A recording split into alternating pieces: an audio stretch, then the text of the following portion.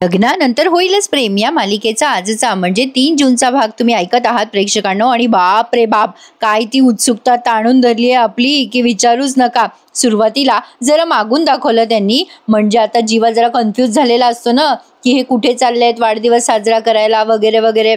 Surprise surprise म्हटले पण ते सगळं सरप्राईज आधीच फोडून टाकलं त्यांनी. जीवा विचारत असतो, सांगा ना आपण कुठे चाललोय. मग आता पार्थ, या काव्याबाई आणि नंदिनीबाई तिघं सोबतच ओरडतात, फार्म हाऊस वर चाललोय. मग जीवा म्हणतो, ओ अच्छा फार्म हाऊस का, आपल्या जवळचं वगैरे कुठलं फार्म हाऊस बुक केलंय का. मग आता लगेच हा पार्थ म्हणतो, जवळचं कशाला, आपलं स्वतःचं फार्म हाऊस नाहीये का रे. जीवा काय बोलतोयस. आता बघा ही नंदिनी म्हणते, पनवेलच्या फार्म हाऊस बद्दल बोलतायत ते. तुमचा वाढदिवस पनवेलच्या फार्म हाऊस वरच साजरा करणार आहोत आपण. असं बोलल्यानंतर जीवाला त्याच्या भूतकाळातले सगळे क्षण आठवतात आणि तो काव्याकडे गंभीर होऊन बघतो. आलं ना आता टेन्शन. जीवा मनात विचार करतो, अरे देवा यांना हेच ठिकाण भेटलं का, मी तर काव्याला तिथे घेऊन गेलोय आधी, सगळ्यांना कळलं तर. आता काव्या मनात विचार करते, नशिबाने आज मला चांगली साथ दिली आहे, जिथे माझे आणि जीवाचे सगळे सगळे फोटोज आहेत आणि माझं काम आता सोपं होणार आहे सगळेजण तिथे गेल्यावर. जीवा म्हणत असतो, मी काय म्हणतोय.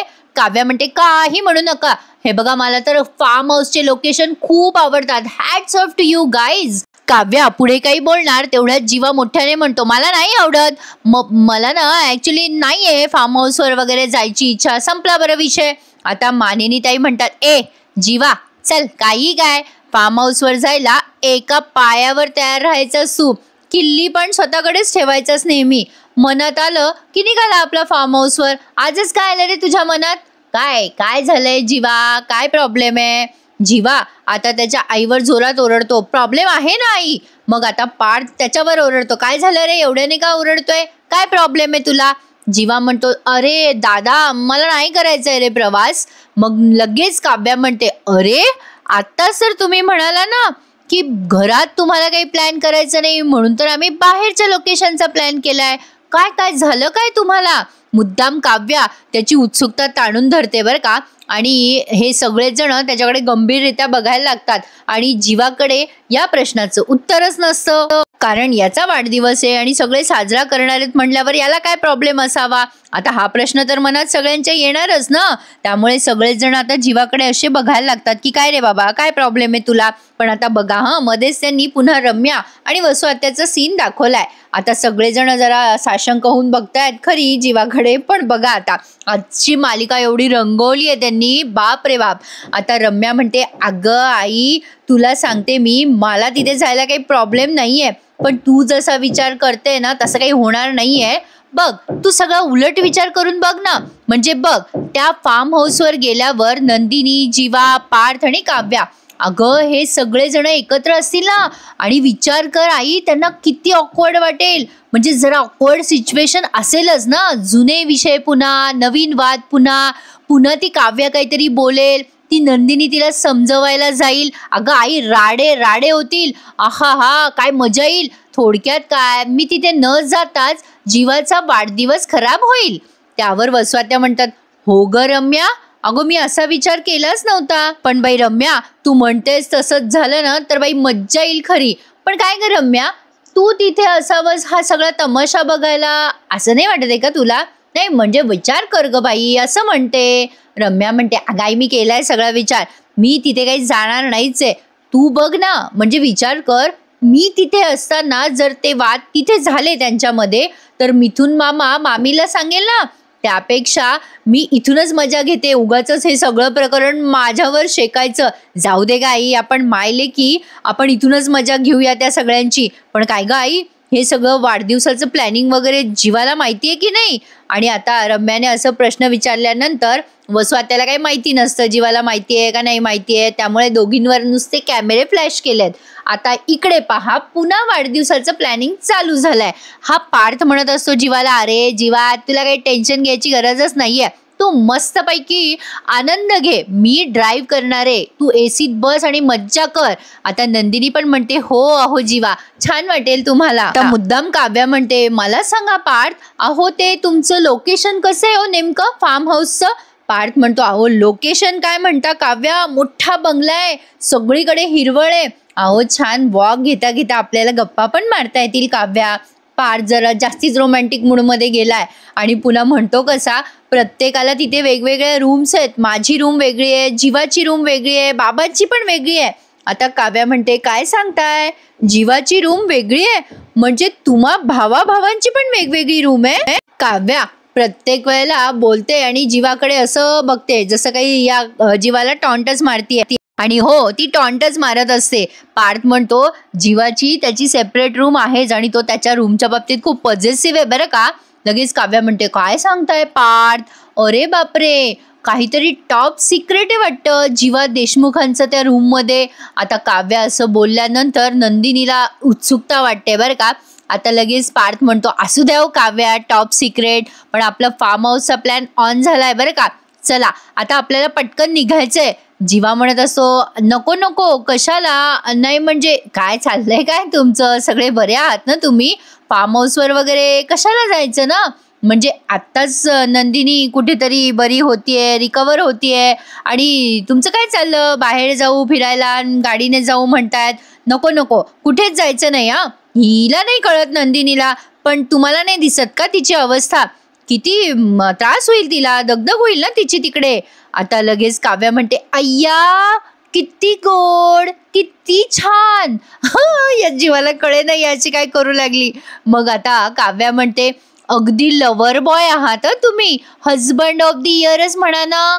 काय हो किती काळजी करता हो तुम्ही माझ्या नंदिनी ताईची, माझ्या बहिणीची. आणि काय ग ताई तुला बरं नाही असं म्हणतेस, काय ग ए ताई खरं खरं सांगा. नाही हो खोटं बोलते ही, अहो मगाशी मी बघितलं हिला बॅग पॅक करत होती, तुम्हाला सांगते तुमच्या आवडीचे स्नॅक्स भरत होती ती बॅगेमध्ये. आता नंदिनी म्हणते काय गो काव्या अगं असं काय सांगतेस, लगेच पार चिडवायला लागतं हा नंदिनी. आता नंदिनी म्हणते अगो काय ग काव्या सगळे सरप्राइजेस तू इथेच फोडणार आहेस का, फार्म हाऊससाठी काहीतरी ठेवशील की नाही. काव्याने हे सगळं मुद्दाम करते प्रेक्षकांनो. काव्या तिला असं वाटत असतं की आता कॅन्सल होतो की काय प्लॅन, म्हणून आता ती मुद्दाम हे सगळं एक्सप्लेन करते.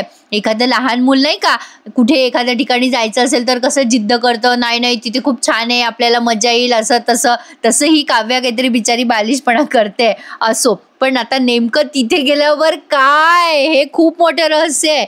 आता नंदिनी म्हणते अहो जीवा तुम्ही काळजी करू नका, मी अगदी ठीक आहे आणि आपला प्लॅन ठरलाय ना, आणि तुम्ही नाही म्हणू नका बरं आता प्लीज प्लीज. जीवा म्हणतो अगं नंदिनी पण मानिनी ताई म्हणतात ए बाबा अरे आता ठरलंय ना कशाला आडेवेडे घालतोयस रे जीवा, चला चला निघा बरं. जीवा म्हणतो नाही नाही मला नाही जायचंय आणि आता ठरलंय माझं पण मी नाही जाणार त्या फार्म हाऊसवर वगैरे, असं बोलून जीवा निघून जात असतो. आता काव्या मध्येच ओरडते आणि म्हणते अहो पण त्या मिथून काकांना काय वाटेल. जीवा म्हणतो काय काकाचं काय आलंय, काय त्याचा संबंध. मानिनी ताई म्हणतात अरे संबंध काय, फार्म हाऊसची साफसफाई करायला सकाळीच गेलेत भाऊजी. आता तिकडे त्याच्या खोलीत जात असलेला जीवा पटकन परत येतो आणि म्हणतो काय काका काका मिथून काका फार्म हाऊसवर गेलाय, अरे बापरे कशाला. आता पार्थ म्हणतो अरे बापरे काय आत्ताच सांगितलं ना तुला आईने साफसफाई करायला गेलाय, अरे ते केअरटेकर बऱ्याच दिवसापासून सुट्टीवर आहे, सो ते तिथे गेले आहेत आणि ते मॅनेज करणार आहेत. आपण जाईपर्यंत सगळं छान होणार आहे जीवा, एकदम मस्त होणार आहे आपलं फार्म हाऊस. मग लगेच जीवा म्हणतो काका गेला कधी, किती वाजता गेला, मला कोणी सांगितलं नाही. नंदिनी म्हणते अहो असं काय करताय, असं कसं तुम्हाला सांगू आम्ही सरप्राईजेस आधी नसतो सांगत, आणि तसंही मिथून काका जेवणा खावण्याचं बघायला गेलेत पुढे. मग लगेच या मानिनी ताई म्हणतात अरे जेवणासाठी आपल्या जनाबाई आहेत की तिथे, तुम्ही फक्त सांगा तुम्हाला जे खायचं ते सगळं त्या तयार करून देतील, आणि मिथून भाऊजी आहेतच की मॅनेज करायला. मिथून भाऊजी सगळ्या रूम उघडून उघडून साफ करणार, तुम्ही तिथे जाईपर्यंत सगळ्या रूम चकाचक झालेल्या असतील. आता जीवाला असं वाटतंय की हे सगळं काव्याने मुद्दाम प्लॅन केलंय की काय, आणि त्याला काव्याने दिलेली धमकी आठवते की आता तुझी वेळ संपली आहे जीवा, कारण आता मी सगळ्या गोष्टी माझ्या पद्धतीने हँडल करणार आहे. तुझा वाढदिवस एकट्याचा जरी असणार आहे ना तरी गिफ्ट आता दोघांना मिळणार आहे. उद्या आपल्यातलं खरं नातं मी सगळ्यांना सांगणार आहे. आता टेन्शन आलंय बरं का जीवाला. तो आता ते सगळं आठवतो, म्हणजे तो इथे असून सुद्धा नसल्यासारखा आहे असं त्यांनी दाखवलं. जीवा म्हणतो बापरे आता काय करू, कसं सांगू. मग लगेच नंदिनी म्हणते अहो काय झालं तुम्हाला, काय सांगायचंय तुम्हाला. मग काव्यामध्ये बोलत म्हणते अहो आता तू कोणी काही बोलूच नका आणि कोणी काही सांगूच नका. आता ठरलाय ना आपला प्लॅन तर ठरलाय. हे बघा जीवा, तुमचा हा वाढदिवस ना आयुष्यात लक्षात राहणारा वाढदिवस असणार आहे. आता हे सगळं काव्या सगळ्यांसमोर बोलते बरं का, पण प्रत्येकाला असं वाटत असतं की काव्य चांगल्या अर्थाने बोलते, पण नाही. काव्याच्या मनात काय आहे ते फक्त जीवाला आणि काव्यालाच माहिती आहे. जीवा आता गडबडून जातो आणि म्हणतो मग मग एक काम करतो, मी जातो पुढे, या सगळ्यांना येऊ देत मागून, मी बाईकवर जातो. आता या मानेन त्या म्हणतात अरे काय बरं आहेस ना, अरे तुला काही सामान सुमान घ्यायचं असेल ना. जीवा म्हणतो काही मग तेच म्हणतोय ना, नंदिनी घेईल ना सगळं सामान, मी जातो पुढे बाईकवर. आता पार्थ म्हणतो काय जीवा वेडा आहेस का, आपण एकत्र जाणार आहोत सगळेजण, आणि तसंही तुला आत्ताच जायचंय का, बरं चल आपण लगेच निघू. काव्या तुम्ही रेडी आहात ना. काव्या म्हणते हो रेडी आहे की मी, चला निघू. नंदिनी म्हणते हो मला पण काही वेळ लागणार नाही आवरायला, आत्ता आवरते मी. लगेच मानिनी ते म्हणतात चला आवरा पटापटा आवरा, बरं चला कपडे बदला पोरांनो. असं करून त्यांनी प्रत्येकाला त्यांच्या खोलीत लोटलंय. आता बघा जीवा त्याच्या रूममध्ये जात असतो वरती, तेव्हा पटकन पुन्हा वळतो, या काव्याकडे बघतो आणि काव्या त्याच्याकडे बघते. पार्थ सुद्धा त्याच्या खोलीत गेलेला असतो, नंदिनी पण तिथे नसते. आणि आता मुद्दाम काव्या जीवाकडे बघायला लागते आणि मनात विचार करते सॉरी जीवा, तुला असं टेन्शनमध्ये बघून मला सुद्धा चांगलं वाटत नाहीये. मला कळतंय रे तुला त्रास होतोय, पण आता खूप झालं. आता मला या लग्नातून सुटका हवी आहे. आता फक्त काहीच तास, मग सगळ्यांना कळेल खरं काय येते. आणि आता काव्याने ते ठरवलंय. आणि प्रेक्षकांनो ॲक्च्युली ना माझ्या मनातलं सांगते बघा, या काव्याने जीवाशी लग्न केलं तर तसं काही बिघडत नव्हतं म्हणजे तरी सुद्धा म्हणजे यांचं लग्न झाल्यावर यांना मान्य नव्हतंच. यांनी जर त्यांचे पार्टनर एक्सचेंज केले असते इथे शहरात आल्यावर तर काही बिघडलं नसतं. पण असो, यांना कदाचित जन्माच्या गाठी वगैरे असं काही दाखवायचं असावं, 7 जन्माच्या गाठी वगैरे. आता ती नंदिनी साडी नेसत असते तेव्हा जीवा खूप जोरात चिडतो, अगे नंदिनी काय तू टाइमपास करतेय, साडी वगैरे काय नेसत बसलीस, कुर्ती बिर्ती घाल ना. आता नंदिनी म्हणते अहो किती हायपर येऊ लागलेत तुम्ही, एवढं काय टेन्शन घेताय, काय झालंय, काय काही आहे का तिकडे. जीवा म्हणतो अगं बाई टेन्शन नाही घेते मी, ट्रॅफिक असतं रस्त्यात, आपण अडकून बसू ना, मग चल लवकर आवर तू, मी बाहेर आहे. असं म्हणून जीवा आता बाहेर येतो आणि नंदिनी चेंज करत असते. जीवा विचार करतो अरे यार, यांना वाढदिवस साजरा करायला ते फार्म हाऊसच मिळालं का, आता मला लवकर पोहोचावं लागेल नाही तर वाट लागेल माझी.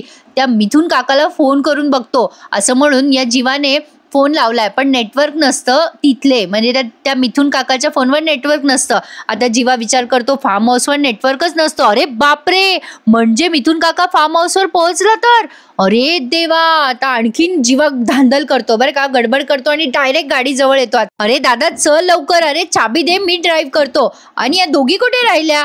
पार्थ म्हणतो अरे येत आहेत ना त्या दोघी जणी, आणि ड्रायव्हिंग मी करणार आहे जीवा, तू नाही करायचं. जीवा त्याच्यावर ओरडतो आणि म्हणतो दादा काय मनमानी करतोयस रे, मला करू दे ड्रायव्हिंग. पार्थ म्हणतो मनमानी कसली आली आहे जीवा, अरे तू वेडा आहेस का, अरे तुझा वाढदिवस आहे ना आज, आणि बर्थडे बॉयला असं मला त्रास नाही द्यायचा आहे. ड्रायव्हिंग मी करणार म्हणजे मी करणार, फुल अँड फायनल शटअप. असं म्हणून आता तो गाडीमध्ये बसतो. आता जीवा टेन्शनमध्ये असतो, कुठे राहिल्या या दोघी. आणि आता या नंदिनीने ती घड्याळ घातलेली दाखवली आणि जीवाच्या हातात पण तीच घड्याळ आहे. नंदिनी खूप सुरेख तयार झाली आहे असं त्यांनी छान दाखवलं आहे सीन प्रेक्षकांनो. आणि नंदिनी कुर्तीमध्ये खरंच खूप छान दिसते प्रेक्षकांनो, साडीपेक्षाही. तुम्हालाही तसंच वाटतं का, मग मला नक्की कमेंट करून सांगा. तेवढ्याच सासूबाई आल्या आणि म्हणतात कशा, अगो बाई नंदिनी, अगो किती छान दिसतेस तू, खरंच खूप गोड दिसतेस. नंदिनी म्हणते खरंच नाही. मग आता त्या म्हणतात अगो खरंच की सुंदर दिसतेस, तुझ्या नवऱ्याची विकेट जाणार बघ. मग नंदिनी हसायला लागते आणि लाजते. आता या सासूबाई म्हणतात अगं सुटसुटीत वाटते हे सलवार कमीज, ती साडी नेसलीस ना की एवढी पोक्त दिसतेस बघ. पण आता वाढदिवसाच्या निमित्ताने का होईना हा बदल छान आहे, हेच गिफ्ट आहे वाटतं जीवाचं. आता लगेच नंदिनी म्हणते, आई काय हो, फिरकी घेताय का माझी? मग आता या मानिनी ताईंना विचारते ती, आई जीवा कुठे गेला? मानिनी ताई म्हणतात, अगं तो गाडी जवळ गेलाय, केव्हाचा वाट बघतोय तुझी, म्हणजे सगळ्यांचीच. अचानक त्याला घाई झाली ना आता तिथे जायला. नंदिनी हसते. मानिनी ताई म्हणतात, नंदिनी अगं बाई, खूप दिवसानंतर, म्हणजे खरं सांगायचं झालं तर लग्नानंतर पहिल्यांदाच तुम्ही 4 जण बाहेर चाललात. आतापर्यंत कुठे गेला नव्हतात ग तुम्ही. आता छान जाताय ना एकमेकांसोबत, छान वेळ घालवा बघा एकमेकांच्या बरोबर. नंदिनी म्हणते, आई लग्नानंतर जीवाचा पहिला वाढदिवस आहे, तो छान होईल ना साजरा? मानिनी ताई म्हणतात, अगं होईलच, काही काळजी करू नकोस, तू जा बाई आवर, तो आरडाओरडा करत असेल खाली. आता मानिनी ताईला घाई करतात आणि आता नंदिनी अशी लाजत असते आणि खूप एक्सायटेड असते जीवाचा वाढदिवस साजरा करण्यासाठी. आणि आता बघा प्रेक्षकांनो, आता एकीकडे नंदिनीची एक्साइटमेंट जरा वेगळी आहे आणि एकीकडे काव्याची एक्साइटमेंट जरा तिसरीच आहे. आता काव्या देवाचं दर्शन घेते आणि मनातलं सगळं बोलते देवाजवळ.